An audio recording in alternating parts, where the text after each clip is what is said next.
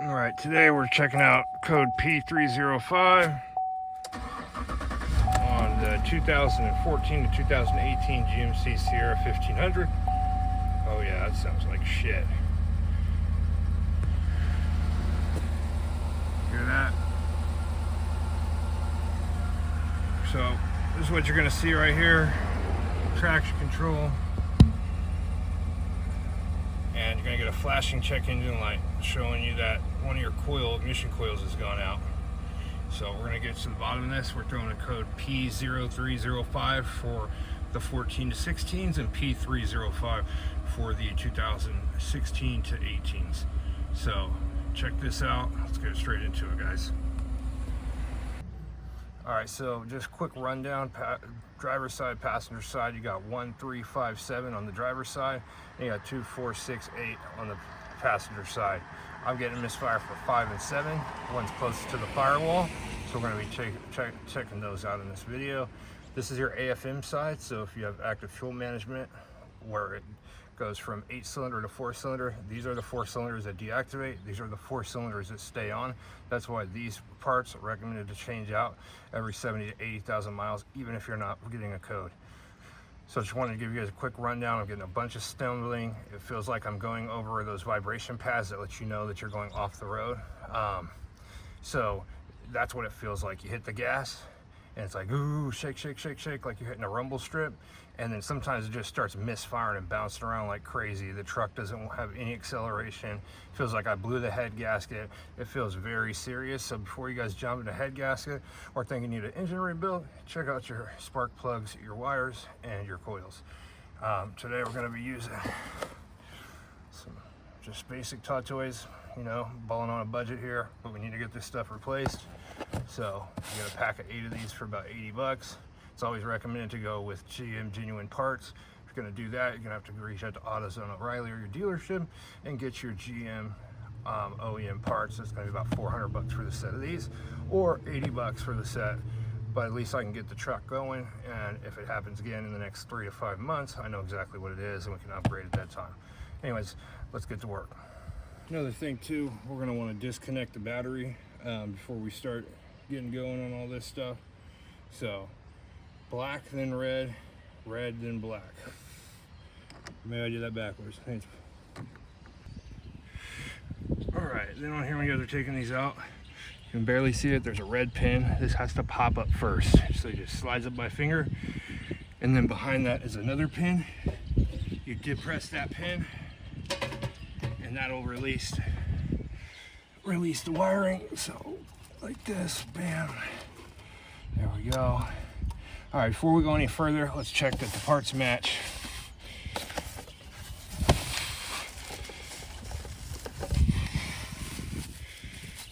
So, you know how this can be, ordering stuff. All right, that looks pretty good. All right, let's check our plug really quick and make sure that works on here. Because I've read in the past that these plugs sometimes don't work. So let's just check our plug. All right, we're in there. Pull that out. Everything's working. We're ready to replace. If you want to take this off, but mine's, if you can, get it out of your way. But mine's not, or you can just take the whole air cover off. I'm gonna see if I can just get this out of the way like that. So let's start taking these off. Look for anything else too. Then your spark plug wires. Wanna make sure. See, there we go. Looks good right there. All right, and then I think it's a 10 mil socket right here. Yep.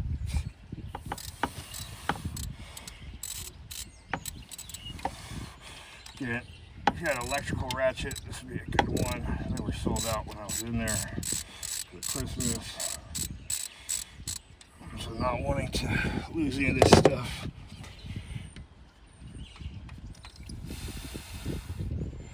So you want to test it, you can take like one. I'm not getting a misfire on, so technically could just take this and swap it to 5 and 7.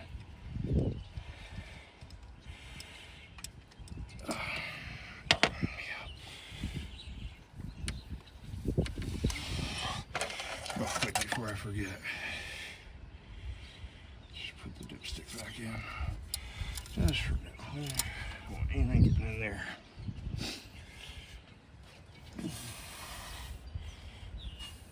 That top engine work is a doozy because you got to get into the truck somehow. It's not that easy. Another thing, these are aluminum blocks, so you do not want to over tighten this stuff.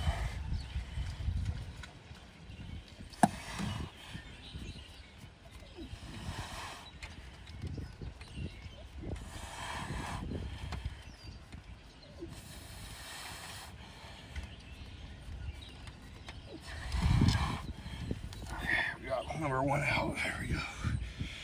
All right. Now again, this is probably fine.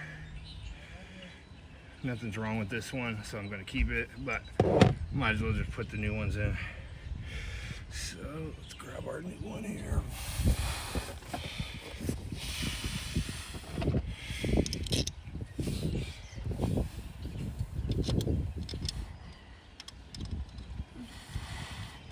Always start by hand and not tighten it.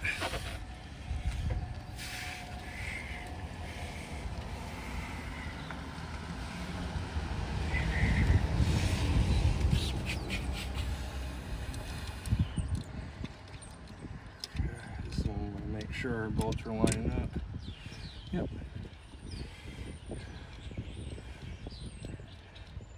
Sometimes people saying these aren't sitting flush. I feel like they're just not getting the right product.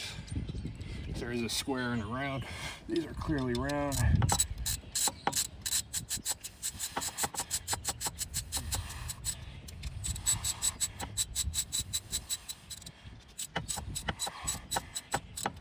Okay. Again, it's aluminum block, so you do not want to strip this out. Snug is all you need. Snug. Snug. Now, if you wanted to, you could check your manufacturer parts or listing for foot-pound torque. Just gonna put that in there and push our clip down, and we are in there. All right, you guys, so we got everything reinstalled. It just started pouring down on me. Don't forget, when you reinstall the shroud, the oil cap has to be off, the dipstick has to be out. Reinstall when you're done, and the evap line has to be installed through the hole of the shroud. So just keep that in mind when you're putting the cover back on.